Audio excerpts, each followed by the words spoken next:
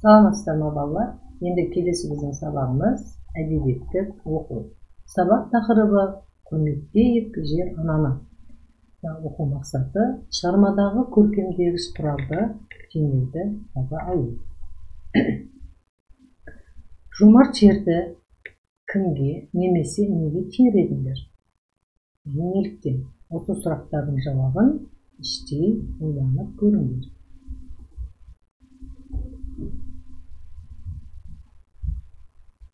Жазушы Ғабит Мүсірепов жерді анаға теңеп, жер ана деп атады. Адамзатты асыраған жердің анадай мейірбан, әр баласы үшін қолындағы барын беретін жомарт екенін өз шығармаларында көрсетті. Құрметтейік жер ана деген шығармасында адам баласының анасы, жаңа ана мен адамзаттың бесігі болған жер ана туралы айтады. Балалар, бұл жерде жомарт жерді кімге теңеген екен? Анаға теңеген екен. Енді қазір осы жазушы Ғабит Мүсірепов атамыз жайлы мәліметтерге назарымызды аударамыз. Ғабит Мүсірепов қазақ әдебиетінің дамуына өзіндік үлесін қосқан талантты қаламгер. Ғабит Мүсірепов қазақ әдеби тілінің зергері, оның тілі қазақ тілінің үнділігі мен дәрттілігін өз орнына қолдана білуі кез келген оқырманды таңғалдырады деп жазады әдебиеттанушы Зейнолла Қабдолов. Ол қазіргі солтүстік Қазақстан облысының Жамбыл ауданында дүниеге келген. Белгілі ұстаз Бекет Өтеклеуден сабақ алған ұстаз Бекет Өтеклеу Ғабиттің әдебиет әлеміне келуіне көп әсерін тигізеді. Жазушының шығармаларының көбінде қазақ даласының тынысы танылып, саяси әлеуметтік мәселелер қозғалады. Тулаған толқында, қос шалқар, өскен өркен, қазақ солдаты, ұлпан тағы басқа шығармаларынан замана өткелдеріндегі адамзат қоғамының ішкі ахуалын, жекелеген өмірдегі әсерін аңғаруға болады. Ғабит Мүсірепов шығармашылығында ерекше орын алатыны ана тақырыбы. Жазушының қазақ драматургиясындағы сүбелі еңбегі уақыт толтырмас асыл қазына. Шығармалардың көркем галереясын тудырған қаламгер қазақ мәдениетінің жауһар туындысы Қыз Жібек киносының сценарийін жазған. Жаңа достар әңгімесі қазақ солдаты романынан алынған үзінді. Роман 1945 жылы қазақ батыры деген атаумен жарық көрген, кейін өңделіп қайта жарияланады. Романда бас кейіпкер Қайыр Сәртәлиевтің түп тұлғасы кеңестер одағының батыры Қайырғали Смағұловқа негізделіп жазылған.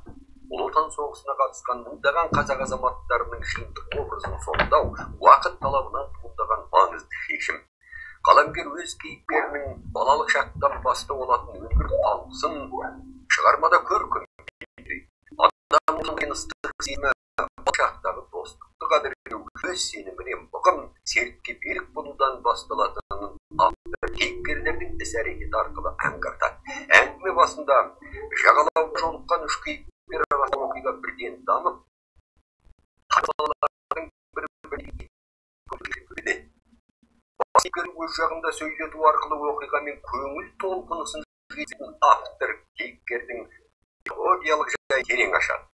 Кейіпкердің жанды бейнесі арқылы шығарманың идеялық астары ашылады.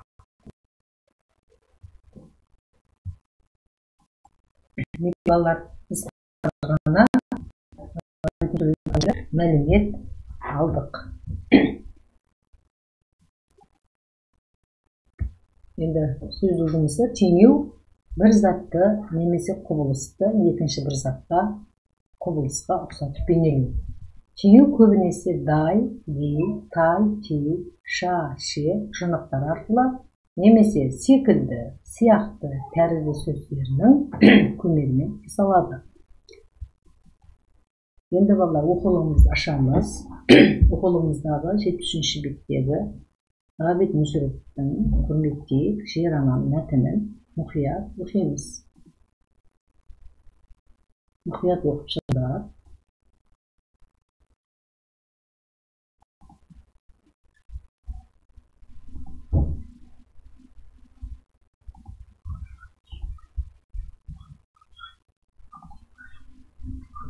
Мұқият оқып болса, енді мына төмендегі сұрақтарға жауап жазамыз. Сұрақтар. Барлық адам баласының анасы кім? Адам баласының есігі не? Жазушы жерді кімге теңейді? Ол қандай құрметке лайық?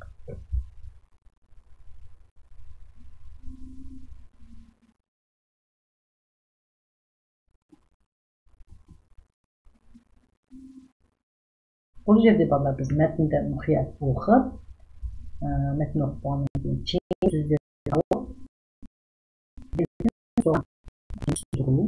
сосын мына сұрақтарға жауап іздеу. Келесі тапсырма боямақ әдісі. Жер ананы құрметтеу дегенді қалай түсінесің деген сұрақ бойынша өз ойыңды жинақтап, қорытындыла.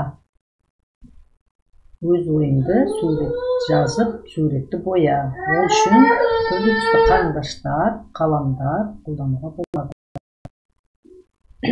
Жер ананы құрметтеу дегенді қалай түсінесің? Бұл туралы өз пікіріңді айтып, мұнда жазамыз. Бірінші, жер шары. Жер шары тәріздестейді міне. Жапырақтарды, топырақ пен алақанды жерлерді бояймыз. Менің теңеу әдісі бойынша жаңа біз жерді